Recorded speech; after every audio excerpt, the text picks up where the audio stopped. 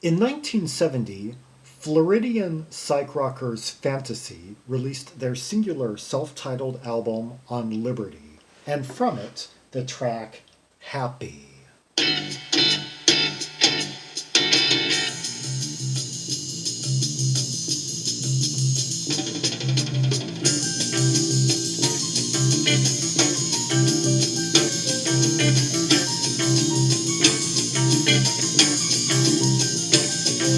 I love how we go from that really thin kind of garage rock guitar sound to this like spinning jazzy bass line with spacey keyboards over it. Yeah.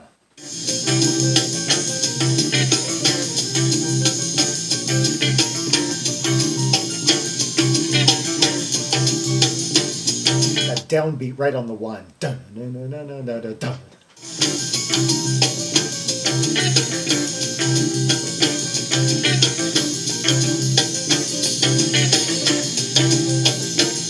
A keyboard sound that reminds me slightly of Sugarloaf, Green-Eyed Lady.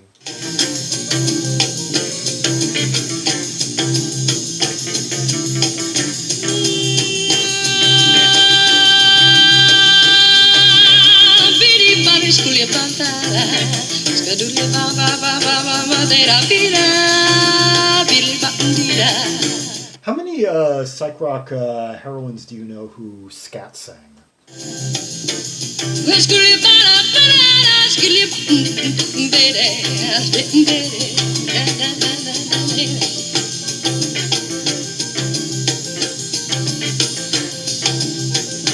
Then again, how many psych rock bands do you know from the States that were really toying with jazz rock outside the brass rock acts from, like, well, up north? I mean, heck, for Florida especially, this is really unique for its time.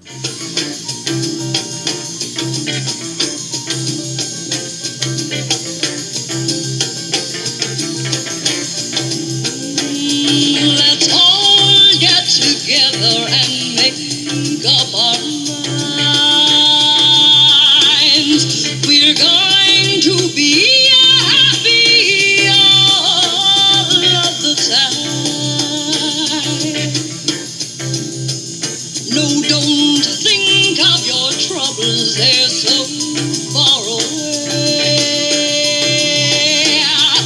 She was 18 when she sang this. Can you believe that? She sounds so like mature for her age and just. Only be happy if life lives today, oh yeah. She sounds like she's listened to like those jazz singers, like Karen Krog. Yeah, I can hear that influence.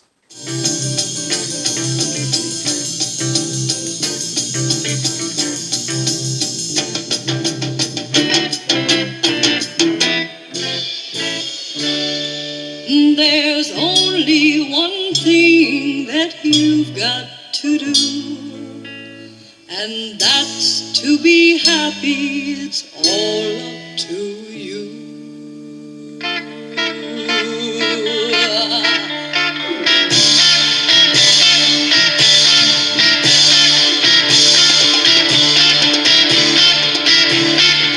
One of those riffs where like the root note just goes up half a step and back down. No, kind of like I was talking about the other day in that video.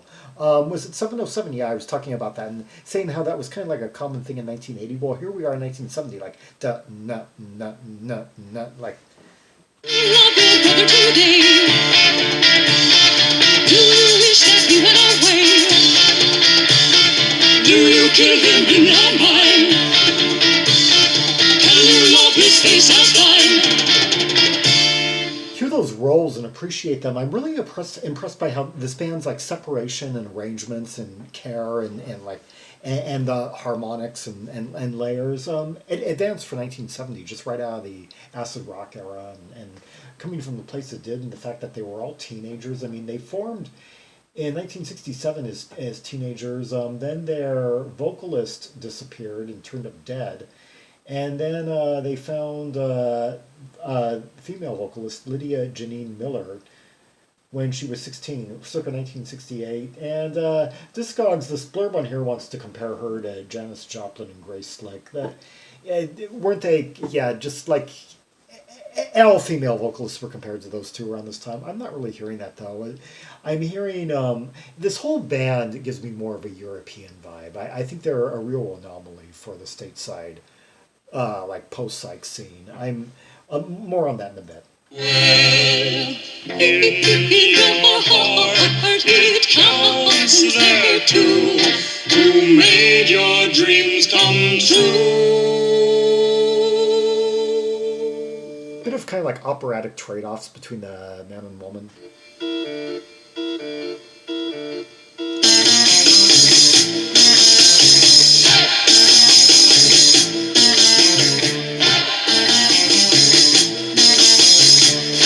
Bass and guitar doubling up on this like fugue-like riff and that kind of doorsy organ sound.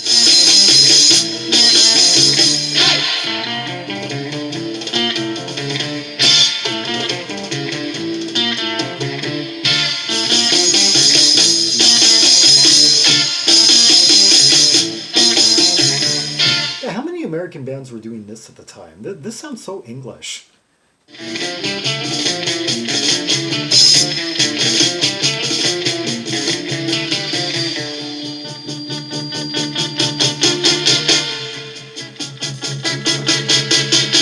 Like Marshall snare rolls, doubling up on each like guitar chord, like.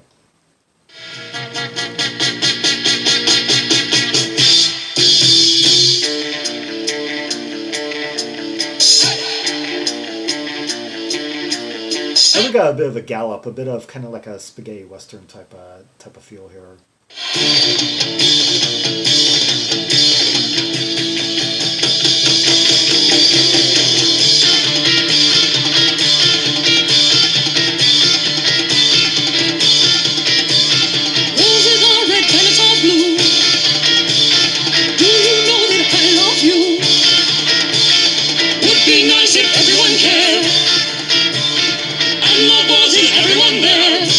They're both singing kind of operatic, like sounding like a precursor to Orchestra Luna, like beating them by like 5 years.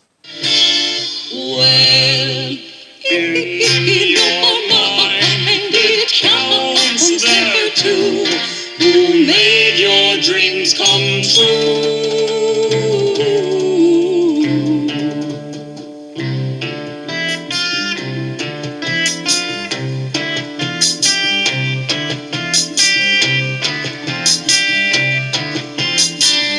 Appreciate also how, despite the thinness, I mean, it's somewhat of a quaint sound of its time, down to the limitations of its time, and yet despite that, the clarity is amazing. You can hear every single instrument and pick them apart. Now we've got that vaguely fuzzy tone,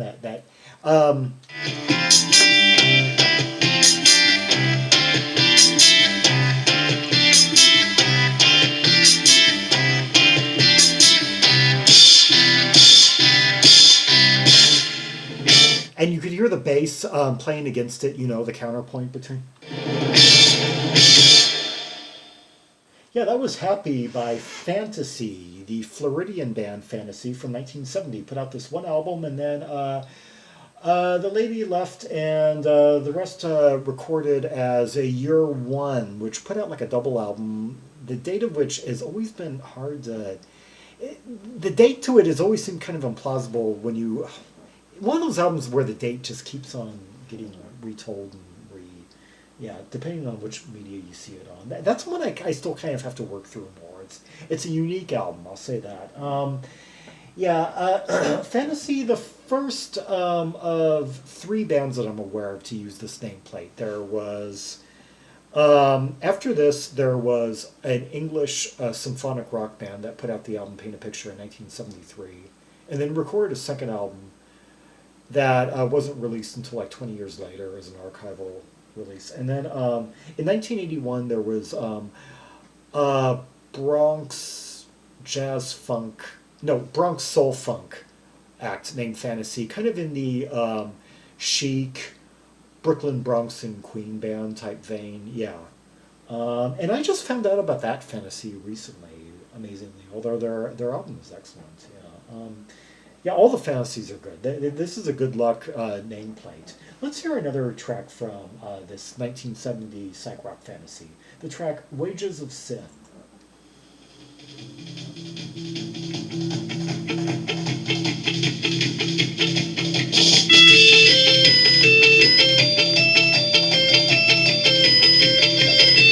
Okay, we got kind of a gallop here, like that sounds a little bit something that was used more later in the decade. But with that really psychedelic organ that puts us right in 1970, I'm already getting kind of like a slight curved air type vibe.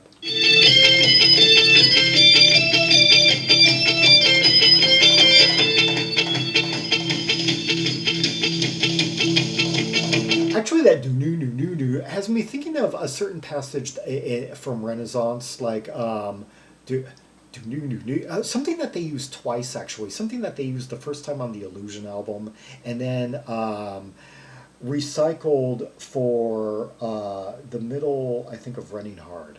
Yeah. Yeah, something that appeared in Mr. Pine and then was recycled in Running Hard, I think.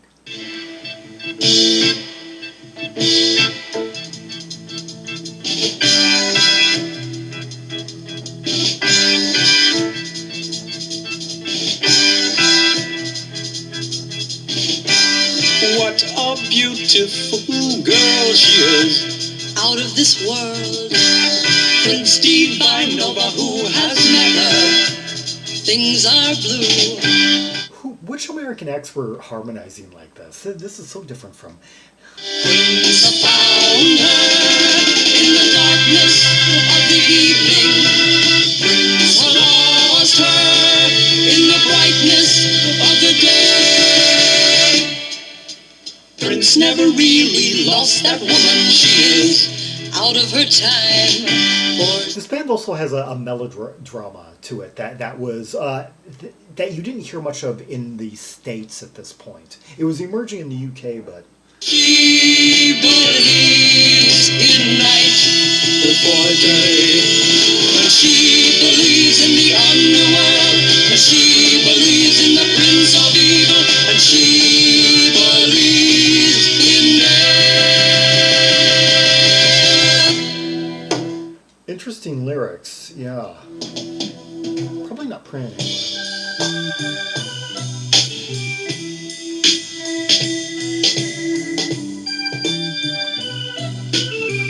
The woman in black is on the loose, and she contemplates no truth. She plans to bring Prince down, all the way down insane underground. Oh, now, Okay, it turns out I'm in luck. They're printed on the inner sleeve, and I've got, the scan is just good enough for me to read them. What a beautiful girl she is, out of this world. Prince Divine Navajo has met her. Things are blue. Prince found her is the darkness of the evening. Oh, Prince found her in the darkness of the evening. Prince lost her in the brightness of the day. Prince never really lost that woman. She is out of her time, for she believes in night before day, and she believes in the underworld, and she believes in the prince of evil, and she believes in death. The woman in black is on the loose, and she contemplates no truths. She plans to bring Prince down, all the way down, underground, all now. So she's kind of like, this woman is kind of like Satan's spawn.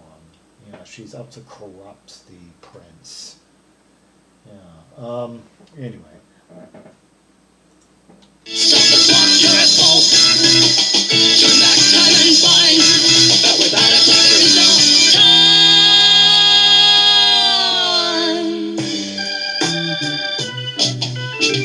The knights of the 17th century. I wonder if this is like maybe the earliest American band to have been influenced by King Crimson. Okay, I don't really hear that particular influence necessarily. I just wonder if maybe they were like one of the first bands in America that foresaw the direction that rock was going in, melding with classical, with Baroque elements, with that melodrama, that theatricism, operatic elements were about to be infused with rock. Because the stateside scene was kind of like white rock in the States anyway, was kind of without a direction just as the 70s got underway. There was aside from brass rock, which was like the real cutting edge, and a lot of other bands after were coming out of psych and just kind of going into that roots rock thing, thinking that things had already gone too far into the future, into space, into Technicolor, and that they wanted to like find their people, like Americans wanted to find their roots again. And yet in the UK it was a much different thing. In the UK they envisioned this whole like meta style coming together where rock, jazz, classical, folk would all merge into this style that's this grand style that superseded the individual styles. And I hear that kind of vision in this band's arrangements and their approach to music making. They used to burn your kind. They wrapped your body in oil. Then lit your match called the desire to die. There's also a sensuality to her singing. She's really acting out these lyrics and giving. She's not just like saying them. She's really kind of almost like embodying the character.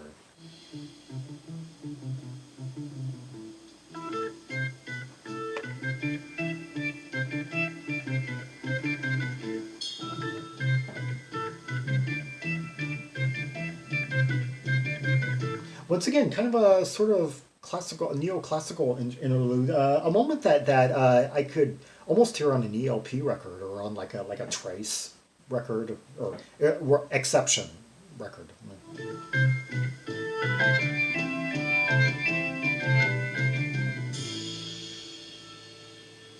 For she believes in night before day, and she believes in the underworld, and she believes in the prince of evil, and she believes in death.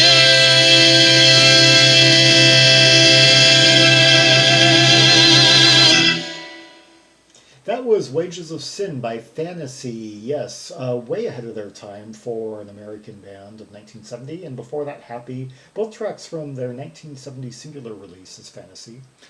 And instead of, there were many female-fronted rock bands, post-psych bands in the States, but I just wouldn't compare this band to any of them.